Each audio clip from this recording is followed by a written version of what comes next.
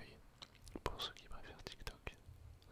Pour l'instant, je mets le même contenu dans les shorts YouTube que dans les TikTok parce que j'ai tout simplement pas le temps de faire des contenus différents pour les deux plateformes.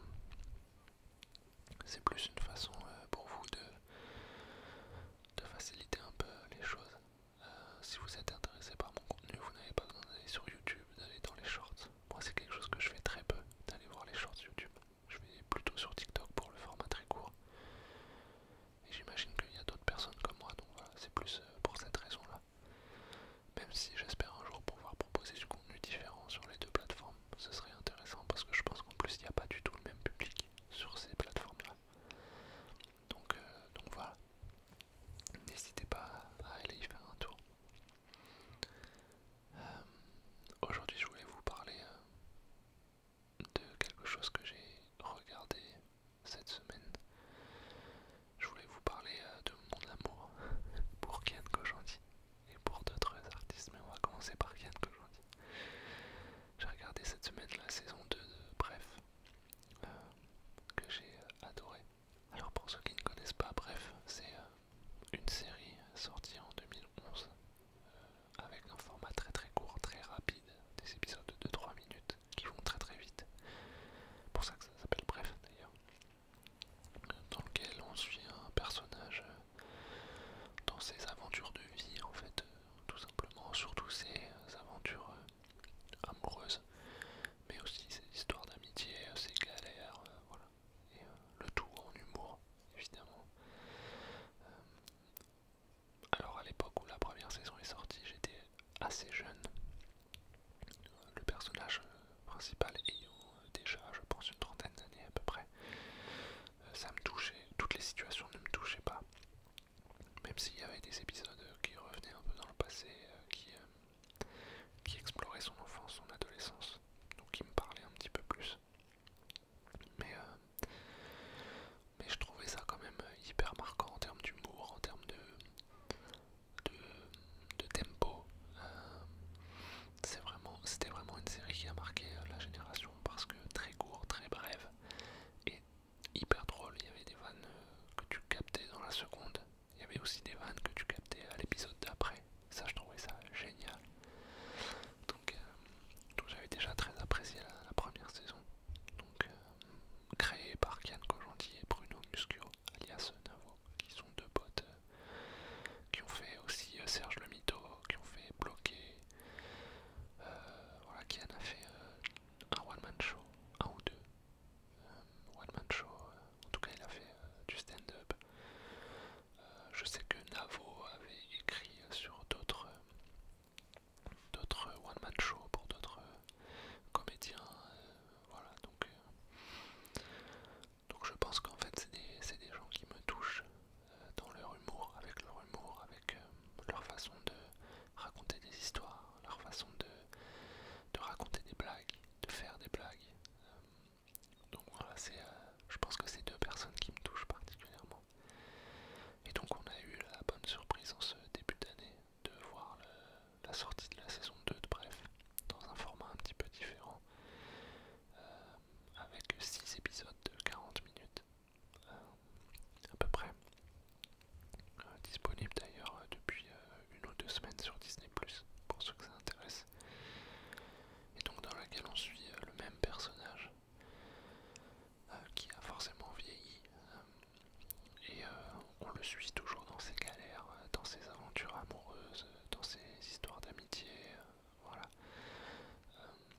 Mais alors je vais essayer de pas vous spoiler, mais en fait ce qui m'a marqué dans cette série, c'est la façon dont on arrive à s'approprier en fait cette histoire, la façon dont on peut s'identifier au personnage, à ces situations-là, même si on n'a pas vécu exactement la même chose. C'est un humour qui est très fin, je trouve.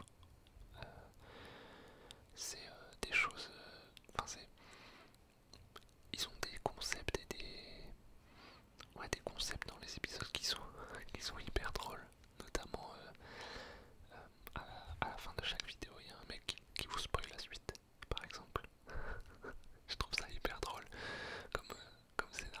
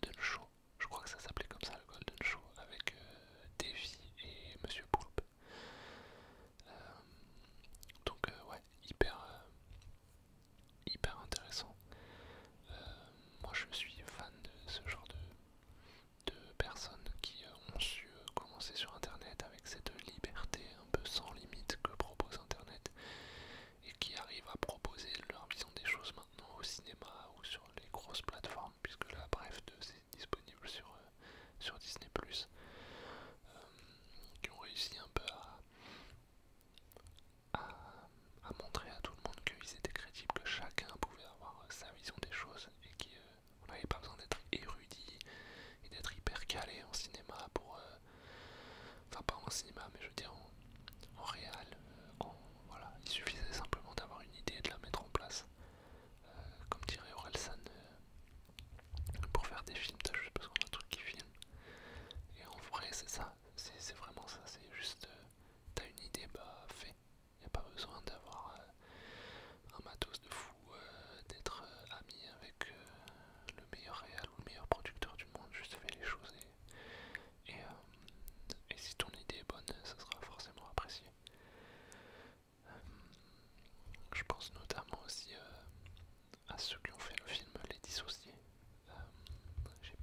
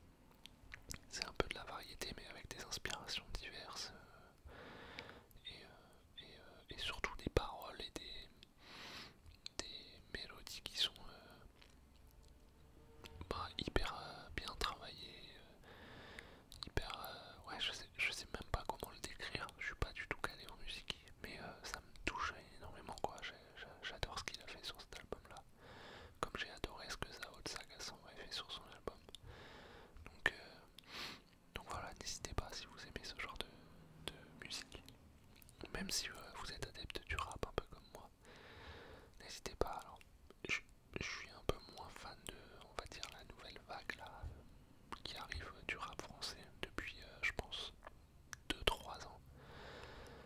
Je suis un peu moins fan de la tendance que ça prend. Mais il y a quand même des rappeurs que j'apprécie énormément, genre PNPLG là, qui sort d'ailleurs un album bientôt, je crois, euh, que j'aime bien. Voilà, il y a pas mal de petits rappeurs comme ça, enfin de petits PNPLG. Je pense qu'on peut dire que c'est plus un petit rappeur. Mais voilà, il y a quand même des rappeurs actuels que j'aime bien. Même si je préfère un peu ce qui s'était passé dans les années ouais, 2000, entre 2015 et 2020. C'était vraiment ma cam, j'avoue. Même avant, moi qui suis jeune, même les années 2010, tout ce qui est section d'assaut, le premier album d'Orelsan, le deuxième album d'Orelsan, c'est du rap qui me touche un peu plus, j'avoue. Je suis un peu passé à côté de PNL par exemple, je suis un peu passé à côté de Jul. Mais ouais, il y a certains projets que j'adore. Le premier album de Vald, pour moi c'est une tuerie. Le premier album de Nekfeu c'est une tuerie. J'ai eu plus de mal sur les albums d'après, même si j'y reviens là un petit peu. J'ai plus de facilité à écouter ces derniers albums aujourd'hui qu'à l'époque où ils sont sortis. Bizarrement. Ouais. En tout cas, en termes de rap, ce qui se passe là sur les 2-3 dernières années, ça me touche un petit peu moins. Même s'il y a des projets que je trouve intéressants. Mais, euh, mais parfois je m'autorise, c'est même pas une question d'autorisation, c'est juste parfois il y a des albums ou des chansons comme ça qui sortent complètement du rap. Je me souviens avoir adoré les 3-4 premiers albums de Grand Corps Malade. Depuis j'ai lâché un peu, mais j'ai adoré ouais, ce qu'il faisait en fait avec ses paroles, avec la musique, sans forcément avoir un côté chanté ou voilà, je trouvais ça hyper intéressant. Ce que fait Ben Mazué un peu dans l'ensemble, j'aime bien. Ouais, il y a plein d'artistes comme ça que j'aime bien. Donc voilà, je pense avoir fait le tour de ce que je voulais dire. Finalement, ça ressemblait plus à une vidéo recommandation, mais je voulais vous faire part de ça. Peut-être que ça va intéresser des gens. Euh,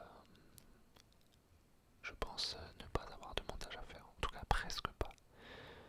Je vais couper les moments où j'ai bégayé un petit peu, même s'il y en a vraiment très peu eu. Mais au moins vous allez voir un petit peu les backstage d'une vidéo. Faut savoir que moi je cherche énormément mes mots quand je parle en vidéo. Je bégaye assez souvent, mais ça c'est normal quand on chuchote, je pense. Mais surtout je cherche